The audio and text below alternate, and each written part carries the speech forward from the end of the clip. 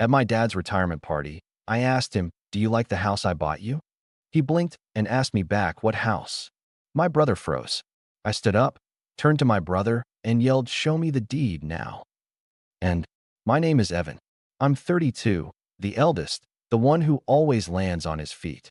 I'm an actor, commercials, small parts on streaming shows, a couple of indie films that paid me in craft services and exposure.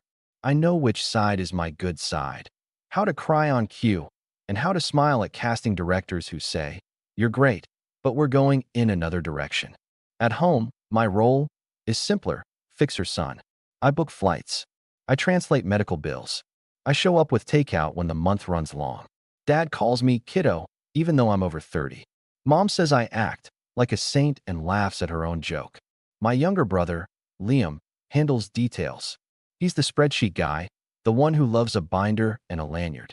He calls himself a real estate person, which is generous for someone who has never closed a deal without my money on the table. The night it blew up was Dad's retirement party. Paper lanterns, disposable cameras, a banner across the VFW stage. "Thank you, Frank." Dad hugged everyone till their ribs squeaked. I brought a framed photo of him at 20, grinning in a hard hat, and I couldn't stop smiling. During his speech, I raised my hand like I was 12. "Do you like the house I bought you?" I said. He blinked. "What house?" The room hiccuped. Conversation stalled. The DJ pretended to fix something on his board. I turned to Liam. He froze. His jaw clenched a fraction. Mom looked at the cake like it might answer for her. "What house?" Dad repeated, softer this time, like the words might bruise. I stood up, my chair legs screeching across the floor. "Show me the deed," I said to Liam. "Now." He tried to joke. "Evan, not here." "Here," I said. "Because this is where Dad is. Because this is where the truth is supposed to live." Aunt Noreen sucked in a breath. Uncle Joe muttered, "Jesus." The DJ cut the music entirely. Even the ice in the punch bowl sounded loud. Liam's face did a thing I'd seen in auditions: a flicker, a switch, a choice. He smiled. "Sit down, man. You're making a scene." I looked at Dad. His hands were shaking, but his eyes were clear. "Son." And that was the trigger. A single word that felt like a key turning in a lock I'd been ignoring. The party didn't matter. The banner didn't matter. The disposable cameras didn't matter. I wanted the deed. I wanted the truth that should have come with it. It didn't start at the VFW hall. It started with smaller things. It always does. When Mom's gallbladder went rogue, I booked the surgeon consult and paid the deposit. When the car died, I sent money just to bridge you to payday. When Dad slipped on ice, I took time off a shoot and slept in a plastic chair at the hospital for 2 nights while Liam texted, "Keep me posted," from 2 towns over. "Evan's good at this stuff," Mom would say. "He reads the fine print." Over time, "reads the fine print" started to mean pays for whatever is written there. When my acting finally paid more than rent and ramen, 2 network commercials back to back, plus a recurring paramedic on a procedural, I called Dad and said, "I want to do something big. For you." He laughed. "You already did, kiddo. You grew up." "No," I said. "A house." Silence. Then a wet exhale. "Evan." I had the money for a down payment. I had credit. I had the kind of optimism that makes people do reckless, kind things. Liam said, "Let me handle the paperwork. I know the county clerk. Less hassle." He sent me a checklist with 30 items. He was calm. He was efficient. He was my brother.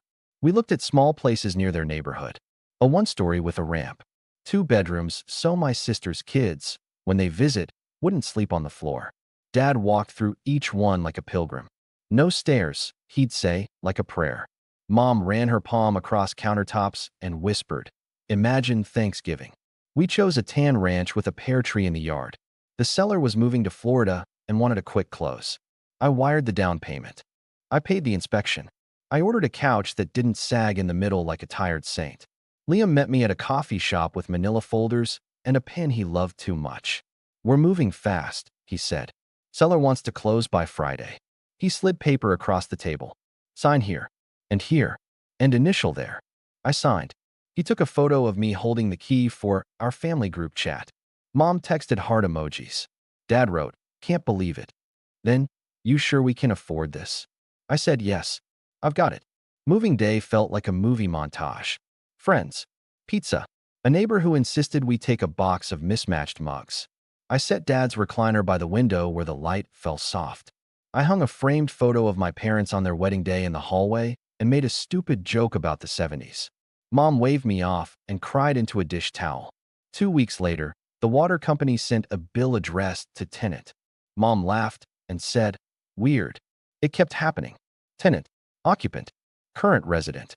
I asked Liam about it. He said, "It's normal until the deed records. Bureaucracy is slow." He said it like he was patting my head. The mortgage autopay came out of an account I'd set up with him. He was co-manager, because that seemed easier than answering emails between auditions. He sent me monthly summaries with cheerful subject lines. All good. I skimmed. I trusted. I went back to set and practiced saying, "We've got a 10 to 54 over on third," without sounding like a robot. Then little weirdnesses piled up. A letter from a bank I didn't recognize with Dad's name and a 7-figure pre-approval number. Mom mentioned a man had knocked asking if the owner was available, and when she said it was her house, he laughed politely and said, "I mean the owner." I asked Liam again. "Deed should have posted by now." "Clerk's behind," he said. "Flip of the switch soon." I looked online. I found nothing under Dad's name. I found a parcel number attached to an LLC I didn't know, Marnell Lane Holdings. I asked Liam. He said, "That's just a holding entity. Standard stuff. Liability protection. You want Dad sued if the mailman trips." Julia, my girlfriend then, my wife now, stared at the screen and said, "Why does the mailing address for that LLC go to a UPS store with mailbox number 214? "Ask Liam," I said. She did. He replied, "It's fine. I wanted it to be fine. I wanted my brother to be the man I handed papers to in coffee shops. He'd always been the kid who lined up his crayons. He was the one who knew how to open a 529 plan and why we needed a living will. I played dying soldiers. He handled living forms. We fit. 3 months in, Dad's old truck needed repairs. I said, "Use the emergency fund on the house account." Liam said, "We can't. Cash flow." I blinked. "I've been funding it." "Just timing," he said. "A wire is delayed." My stomach went cold. Julia said, "Call the county. Ask for the deed status." I did. The woman on the phone was kind. "What's your name?" "Evan." "What's the property address?" I told her. "I'm not seeing a deed recorded to a private individual," she said. "It's held by an LLC." She read me the name. It matched the mailbox. "Who's the authorized signer?" I asked. She read a name. It wasn't Dad's. It wasn't mine. "Liam Porter," she said. I hung up and sat on the floor of my apartment, the cheap rug pressing a grid into my palms. I called Liam. "Why is the deed in your company's name?" He laughed. "Oh my God, chill. It's for taxes. We'll assign it to Dad. There's a sequence." "When?" I asked. "After the refi," he said. "We get a better rate that way. You want to save money, right?" "Refi." The word clanged. "You refinanced the house I bought. Without my permission?" "It's my permission," he said, suddenly sharp. "I'm the manager. This is how deals work." "You're not a deal," I said. "You're my brother." He softened instantly, like he'd flipped a switch I didn't know he had.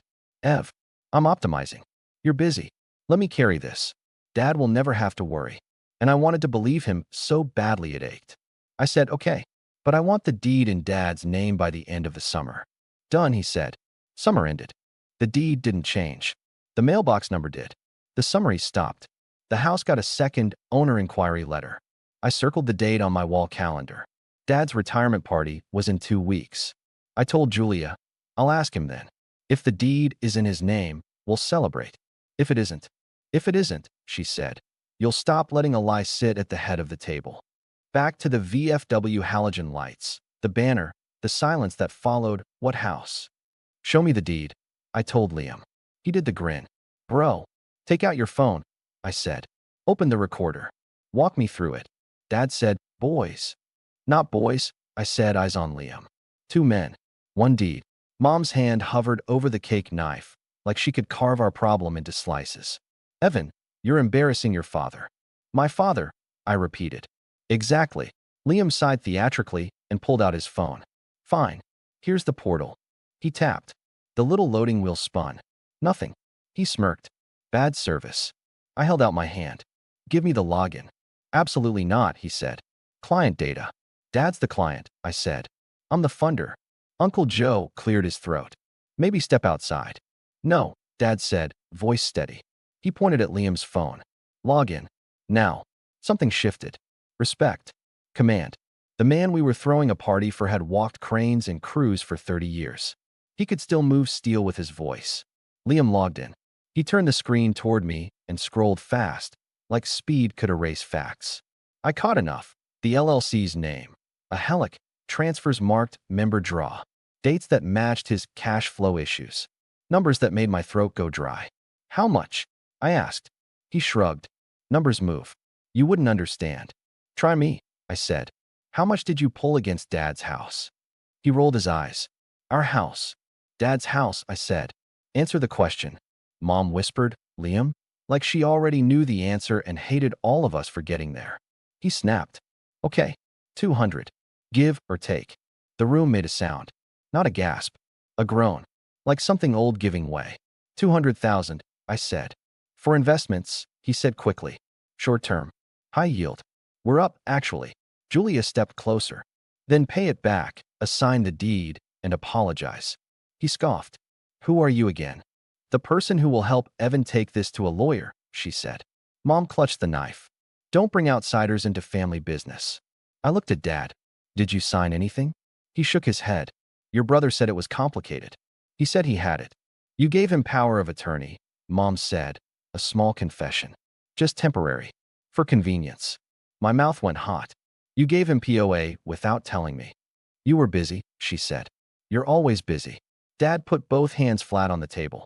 His knuckles were scraped, like they always were. Liam, he said. Fix this. I am fixing it, Liam shot back. But I can't if he, thumb at me, throws a tantrum in the middle of my timeline. I pulled a small stack of paper from my jacket. Screenshots printed. Bank wires. Emails. The parcel page with the mailbox address. I laid them beside the cake like another dessert. No more timelines, I said. Deed. Now. Or I call the bank and the county and whoever else picks up when I say the word fraud. He laughed, a short, mean sound. You won't. I took out my phone and dialed. On speaker. The bank's fraud line rang. A woman answered. How can I help? Liam reached for the phone. Evan. I stepped back. Hi, I said. I'm calling to report suspected abuse of a power of attorney and possible fraud on a Helic tied to an LLC owning my parents' residence. The room held its breath. The woman asked for details. I gave them. Liam swore under his breath. Mom started to cry. Dad sat down hard, like a man who had set down something heavy. When I hung up, I looked at my brother. This is the clean version, I said. The one where we fix it before handcuffs. He stared at me like he'd never seen me. You'd ruin me, he whispered. You did that, I said. I'm just turning on the lights. The DJ, bless him, quietly started a slow song like a towel over a broken glass. People pretended to dance. Aunt Noreen hugged Mom. Uncle Joe steered Dad toward a chair. I put my hand on Dad's shoulder. I'll fix it, I said, and for once it didn't feel like a trap. It felt like a job with steps and an end. Liam walked out. He didn't look back. The party limped on. We sang anyway. Dad cut the cake with hands that didn't shake. When he fed Mom a bite, she smiled through tears. Happy retirement, I said into his ear. Happy truth, he said back. Monday, 9 a.m., I was at a lawyer's office that smelled like paper and strong coffee. Julia sat beside me, legal pad ready. The attorney listened, didn't blink, and said, we start with 3 things. Revoke the POA, freeze the Helic, record a notice of interest to stop title funny business. He said, funny business, like a surgeon saying, tumor. We drove straight to the notary. Dad signed the revocation with a jaw like a set screw. Mom signed too, cheeks blotchy. The bank put a hold on the line after 10 minutes of me and the attorney tag teaming on the phone. The county clerk stamped our notice with a thwack that still echoes in my head when I try to sleep. Liam called 13 times that day. I let them ring. He texted, you're overreacting. Then, you're killing a good deal. Then, you're dead to me. I told the lawyer. He said, save everything. A forensic accountant, another phrase I learned that week, followed the money like a hound. The investments were crypto gambles, a speculative restaurant, and a coaching program that promised passive income for people who like to say mindset a lot. High yield, he'd said. High fantasy. We filed a civil action, breach of fiduciary duty, conversion, fraud. I signed my name on paper that felt heavy. Mom asked if we could handle it quietly. The lawyer said, "We are." Family opinions arrived like junk mail. Aunt Noreen, blood is blood. Uncle Joe, make him make it right. A cousin I barely know, bro, that's brutal. My sister texted, "You always wanted a spotlight. Congrats." Dad didn't say much. He came with me to meetings. He sat straight in chairs too small for him. He looked at the ledger like it was a map he couldn't read. After we left the accountant's office, he said, "I taught you to share. I didn't teach you to be stupid." Then he put his hand on my neck like when I was 10 and missed a grounder. "You're not stupid," he added quickly. "You're good." Mom cycled through stages like a slideshow. Denial. It's a misunderstanding. Bargaining. Can't we just put it back? Anger. How dare you sue your brother? And then a quiet that made me nervous. She touched the pear tree in the yard and said, "I wanted us all to sit under it." I said, "We still can." She said, "Maybe not all." Meanwhile, rent and life didn't pause for drama. I still auditioned. I still sat under fluorescent lights while a room of strangers watched me eat fake cereal, and same, in 4 different moods. I booked a guest spot as distracted barista. I learned the lines between bank calls. Oat milk. Fraud affidavit. Extra shot. Freeze the account. It felt absurd and normal at once. Liam finally responded through a lawyer who used phrases like vigorous defense. We offered a path, return the funds, assign the deed, sign a consent judgment, join a payment plan, avoid criminal referrals. He countered with a letter that accused me of financial elder abuse because I controlled Dad. I wanted to throw the letter through a window. The attorney said, "It's noise." We pushed discovery. Subpoenas went out. The mailbox rental company sent copies of forms with Liam's signature. The bank coughed up transfers labeled LLC to LP Personal. His real estate company had one asset, our house. His portfolio was a spreadsheet with colors and no cash. At home, pragmatic things kept me upright. We installed a deadbolt Dad could work with a big friendly key. I labeled the breaker box. I taught Mom how to spot phishing emails, and she printed the list like a new recipe. Julia made soup and told me to nap. I didn't, but I liked that someone said it. 6 weeks in, the judge granted our injunction. The deed couldn't move. The line couldn't grow. Liam texted traitor. I didn't answer. When he showed up at the house one afternoon, Dad met him on the porch. I watched from the window like a kid again. "I'm your son," Liam said. "I have too," Dad said. Then, after a beat, "Don't come here without your lawyer." Liam laughed, a sound with no humor in it. He looked at the pear tree, at the couch through the window, at the house that should have been simple. "You'll regret this," he said. Dad's voice was gentle and terrible. "I already do." That night, I sat on the floor beside the couch I'd picked, and Julia sat with me. "I feel like the bad guy," I said. "You feel like the adult," she said. "It's new." The civil case crawled, as cases do. We got a mediator. We spent 4 hours in separate rooms, sending offers across a hallway like messages in bottles. Liam wanted me to drop the narrative on social media, even though I hadn't posted a word. I wanted a clean deed and a payment plan with teeth. We left with a tentative agreement. He'd sign the deed, sign a confession of judgment for the Hellick balance, and pay over 5 years. If he defaulted, we could enforce without another fight. He signed. We recorded the new deed with Dad's name on it. The clerk stamped it and smiled at me like a person who's seen both kinds of stories. I took Dad to the counter. "Read it," I said. He traced his name with his finger, softly. Mom cried into the sleeve of my jacket. We went home and sat under the pear tree and did nothing for a long time. Family didn't snap back like a rubber band. Some relatives took Liam's side because it was easier than facing their own debts. Others called me and whispered, "Proud of you," like it was contraband. Holidays rearranged themselves. We had Thanksgiving in the backyard with 3 folding tables and a borrowed heater. It was small. It was enough. The best part was quiet. The mail came with Dad's name on it. The water bill said owner. The bank app didn't surprise me. Mom texted pictures of the pear blossoms and nothing about money. When the truck made a funny noise, Dad said, "I'll take the bus till payday," and then grinned like a teenager because the bus driver recognized him from the party and waved him on free. I put the framed photo of Dad in the hard hat on the mantel. He picked it up and said, "I had hair." I said, "You still do." He said, "Not like that." We laughed. Laughter felt like furniture we could sit on again. I didn't become a different person. I became the same person with boundaries. The headline is simple. I bought my father a house. My brother put it in his company and borrowed against it. And I ripped the curtain down in front of a banner that said, "Thank you, Frank." The details are messy, eh? They always are. There were signatures I didn't read closely enough. There was trust one placed where paper should have gone. There were 100 tiny sure, okay moments that built a trap I lived inside. Here's what I know now, in plain words. If someone wants your money but hides the paperwork, that's not family, it's a pitch. Convenience is the word people use right before they take your keys. Love is not a POA. And protecting your parents from your brother is still love. I keep the stamp deed in a cheap black frame on Dad's bookshelf. He dusts it like a trophy. Mom taped the county clerk's business card inside a kitchen cabinet like a talisman.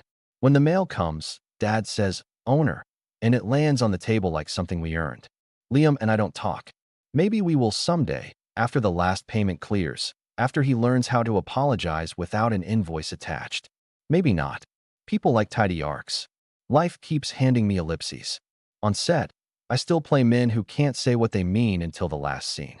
In life, I said it at the party. Show me the deed. I hear that line in my own voice now. It's become a script I can use for other things. Show me the contract. Show me the terms. Show me the respect. Dad asks sometimes, "You okay, kiddo?" I say yes and mostly mean it.